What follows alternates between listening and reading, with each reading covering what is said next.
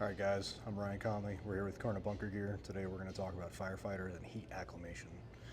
So we can see if we look at some of the numbers from NFPA, in 2022 we had 96 total deaths in American firefighters on duty. When we look at how those injuries occurred, when it was a cause of injury specifically, 51% of all of these line of duty deaths were caused by overexertion or strain. Again, when specifically looking at cause of injury and injury mechanisms. While PPE serves to protect the wearer from serious personal injury and even death, recent data suggests that more firefighters die or are injured from heat stress due to inadequate metabolic heat dissipation than from environmental heat exposure in the line of duty. That is from NFPA 2017.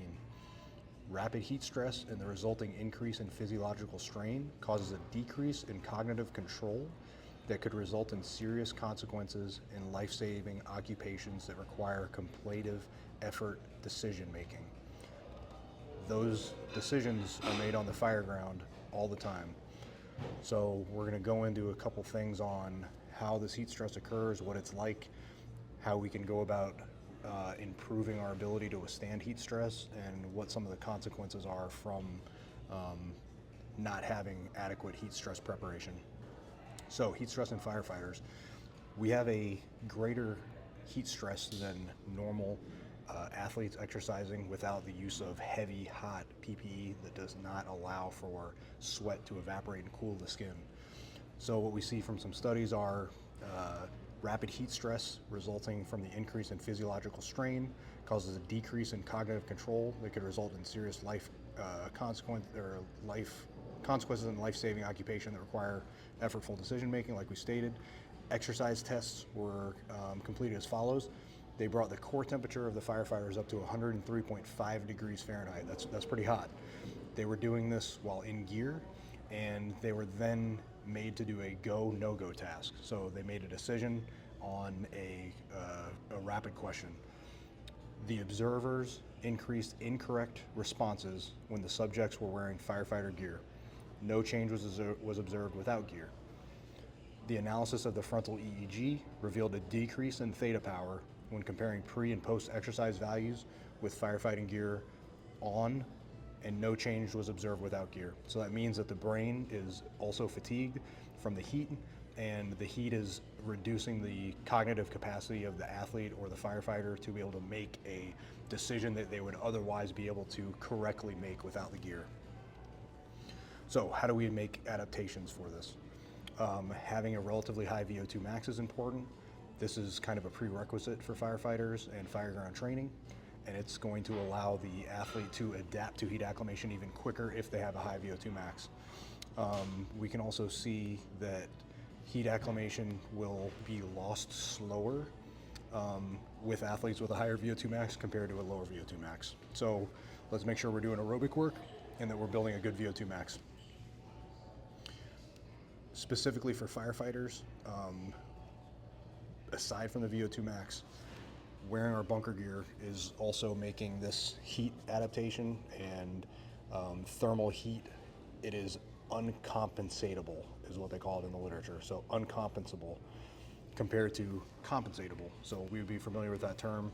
If you are compensating, a patient is compensating, they have hypovolemia, they have blood loss going on, the patient is going to compensate with increased heart rate to try and perfuse blood and to get the blood into other areas.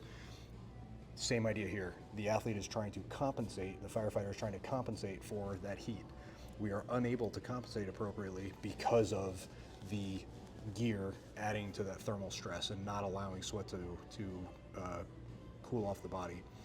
So what we see here is that aerobic exercise training in and of itself, while in hot environments, will allow for heat acclimation, not VO2 max per se itself. So we have some differential here in the literature. We want a high VO2 max, we want to have a high good aerobic capacity, but we also know that any kind of training that is aimed at heat acclimation will be successful if you're in a hot environment or if you're wearing gear that is going to replicate uncompensable heat acclimation, just like Karna bunker gear does.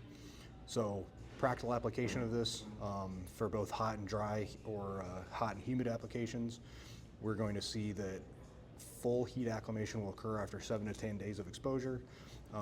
However, about 2/3 or 75% of those physiological adjustments are and improvements in heat acclimation performance are seen in about 4 to 6 days. So the intensity is also going to be relevant. You can either do high VO2 max training at 60 minutes for lower intensity, 50% of VO2 max for a longer period of time, or we can do a more intense focus session, 75% of VO2 max, for a shorter period of time, about 30 to 35 minutes. So you have a lot of wiggle room here for adaptations and training protocols for the day in order to get these heat adaptations. And the heat adaptations are going to be maintained for about 3 to 4 weeks after your adaptations are made. So in the long run, this gear is made to be able to mimic our frontline training gear, and it is going to allow firefighters to get these heat adaptations and reduce frontline deaths on the fire ground due to guys being in the same situation before. They're familiar with where they're at, where they're pushing their body and where they can go and what their limits are. So training in this gear is all the reward with none of the risk.